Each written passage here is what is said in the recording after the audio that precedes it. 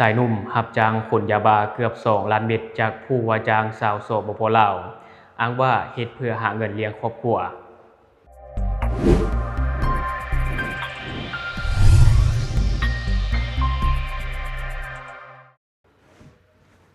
สบายดีท่านผู้ชมยินดีต้อนรับเข้าสู่รายการทอล์กเดอะนิวและข่าวที่ข้าพเจ้าอยากจะนำเสนอในมื้อนี้ก็คือว่ามีสายหนุ่มคนหนึ่งขับรถกระบะรับจ้างขนยาบ้าเกือบ2ล้านเม็ดให้กับผู้ว่าจ้างชาวสปปลาวโดยได้ค่าจ้างครั้งละ 30,000 หา 40,000 บาทและก็ยังอ้างว่าเฮ็ดเพื่อหาเงินเลี้ยงครอบครัวโดยในของข่าวข้าพเจ้าได้มาจากเพจ27 HD News ในวันที่27กุมภาพันธ์2026ตำรวจภูธรจังหวัดร้อยเอ็ดร่วมกับฝ่ายปกครองและทหารแถลงผลการจับกุมเครือข่ายลำเลียงยาเสพติดรายสำคัญหลังสกัดจับรถกระบะต้องสงสัยสามารถจับกุมผู้ต้องหาได้1คนพร้อมของกลางยาบ้า994มัดรวมเป็น 1,988,000 เม็ดมูลค่าเกือบ10ล้านบาท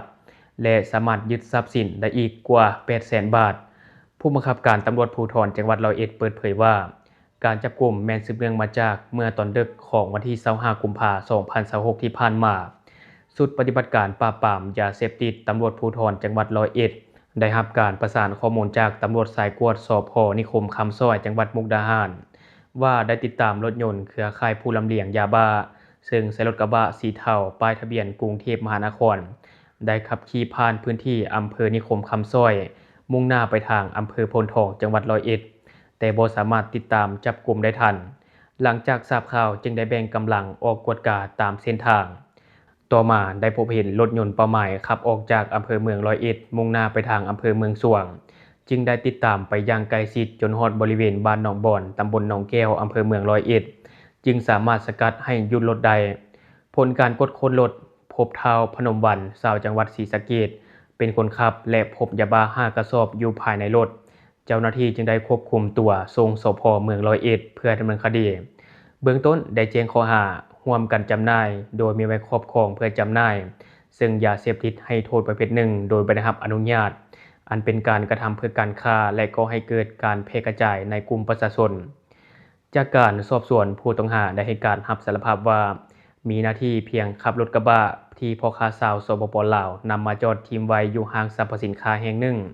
ในอำเภอเมืองจังหวัดนครพนมจากนั้นตนเองก็ได้ขับรถคันดังกล่าวมาส่งให้ลูกค้าในพื้นที่อำเภอสุวรรณภูมิจังหวัดร้อยเอ็ดและในเขตอำเภอเมืองจังหวัดขอนแก่นโดยอ้างว่าได้รับค่าจ้างประมาณ 30,000 หา 40,000 บาทต่อครั้งนอกจากนี้ยังได้ให้การด้วยน้ำเสียงที่เศร้าสลดว่าเงินที่ได้จะนำไปให้ญาติพี่น้องและหลานๆใช้จ่ายในครอบครัวย้อนว่าตนเองกำพร้าพ่อแม่ตั้งแต่เกิด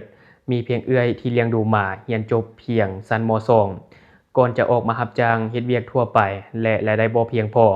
จึงตัดสินใจรับจ้างขนยาเสพติดและที่ผ่านไปก็จะเป็นการจับกุมผู้ต้องหาที่รับจ้างขนยาบ้าเกือบ2ล้านเม็ดจากผู้ว่าจ้างชาวสปป.ลาวและก็อ้างเหตุผลว่าเฮ็ดเพื่อครอบครัวแต่ถึงว่าเขาจะอ้างด้วยเหตุผลใดก็ตามเนาะมันก็คือการกระทำผิดและติดคุกตามกฎหมายคือเก่าและสำหรับผู้ว่าจ้างที่เป็นคนลาวก็ต้องติดตามขยายผลกันต่อไปและวันนี้ข้าพเจ้าจะพาท่านผู้ชมมาติดตามอีกหนึ่งข่าวที่ว่าทหารอากาศของสปป.ลาวและราชอาณาจักรไทยพร้อมสร้างน่านฟ้าแห่งสันติภาพโดยในของข่าวข้าพเจ้าได้มาจากข่าวเศรษฐกิจสังคมกองประชุมวิชาการทหารอากาศ2ฝ่ายลาวไทยครั้งที่10ที่สปป.ลาวเป็นเจ้าภาพได้จัดขึ้นในวันที่24กุมภาพันธ์2026นี้ที่กระทรวงป้องกันประเทศแห่งสปป.ลาวซึ่งคณะฝ่ายลาวนำโดยท่านพลจัตวาคำสุขคำเลืองเทพรองผู้บัญชาการทหารอากาศหัวหน้าห้องเสนาธิการกองบัญชาการทหารอากาศกองทัพประชาชนลาวและคณะฝ่ายไทยนำโดยท่านพลอากาศโทนรัตน์บุญประเสริฐห้องเสนาธิการทหารอากาศแห่งราชอาณาจักรไทยก่อนจะเข้าสู่วาระกองประชุมก็ได้รับชมวิดีโอเกี่ยวกับการพบพันร่วมมือของ2กองทัพลาวไทยเว้ารวมเว้าเฉพาะก็คือกองบัญชาการทหารอากาศกองทัพประชาชนลาวและกองทัพอากาศแห่งราชอาณาจักรไทยจากนั้นพลจัตวาคำสุขเลืองคำเทพได้กล่าวแสดงความยินดีต้อนรับคณะฝ่ายไทยอย่างอบอุ่นพร้อมทั้งได้กล่าวเปิดกองประชุมอย่างเป็นทางการในกองประชุมคณะผู้แทนทั้ง2ฝ่ายได้ผัดเปลี่ยนกันมีความเห็นอย่างกงไปกงมาพร้อมทั้งสรุปตีราคาคืนการร่วมมือในระยะปีที่ผ่านมาและการกำหนดแผนการร่วมมือในปีต่อหน้า กองประชุมได้ปรึกษาหารือเกี่ยวกับการแลกเปลี่ยนการไปเยี่ยมยามซึ่งกันและกันในทุกๆปีการแลกเปลี่ยนด้านการศึกษาการแลกเปลี่ยนเกี่ยวกับการฝึกซ้อมและการแลกเปลี่ยนประสบการณ์เพื่อเป็นการส่งเสริมให้นายทหารทั้งสองฝ่ายได้รับความรู้บทเรียนใหม่ซึ่งกันและกันและท่านพลอากาศโทนรัตน์บุญประเสริฐได้กล่าวขอบใจอันอบอุ่นต่อท่านรองหัวหน้ากองบัญชาการทหารอากาศกองทัพประชาชนลาวที่ให้เกียรติต้อนรับคณะวิชาการกองทัพอากาศแห่งราชอาณาจักรไทยที่เดินทางมาร่วมกองประชุมวิชาการทหารอากาศ2ฝ่ายลาวไทยครั้งที่10นี้พร้อมมีคำเห็นแลกเปลี่ยนกองประชุมว่ากองประชุมในครั้งนี้สุดที่มีความสำคัญเพราะนอกจากจะเป็นการสรุปเวียกงานด้านการร่วมมือในระยะที่ผ่านมาแล้วยังเป็นการยั่งยืนคืนถึงความสามัคคีฮักแพงระหว่าง2ประเทศฐานะบันไกลเฮือนเคียงพร้อมเดียวกันนี้ยังเห็นดีกับแผนการในปีต่อหน้าโดยจะยกระดับความร่วมมือในหลายด้านเพื่อพร้อมกันสร้างน่านฟ้าแห่งสันติภาพภายหลังสำเร็จกองประชุมคณะผู้แทนฝ่ายไทยจะเข้าเยี่ยมคำนับท่านพลตรีคำเล็กแสงพระจันทร์ผู้บัญชาการทหารอากาศกองทัพประชาชนลาวและเที่ยวชมสถานที่ท่องเที่ยวทางประวัติศาสตร์และวัฒนธรรมที่นครหลวงเวียงจันทร์และแขวงหลวงพระบางตื่มอีก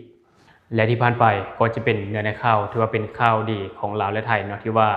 ลาวไทยได้มีการจับมือกันเกี่ยมสร้างน่านฟ้าแห่งสันติภาพและทุกคนได้คิดอะไรกับข่าวนี้ก็อย่าลืมคอมเมนต์บอกกันแด่หรือว่าอยากประกอบส่วนข้อมูลอยากตามนิติเตียนก็อย่าลืมฝากไว้ใต้คอมเมนต์ของเราแล้วเราจะเข้าไปอ่านและก็ตอบแลกเปลี่ยนประสบการณ์นำกันอย่าลืมสนับสนุนกันด้วยการกดติดตามช่องขอขอบใจ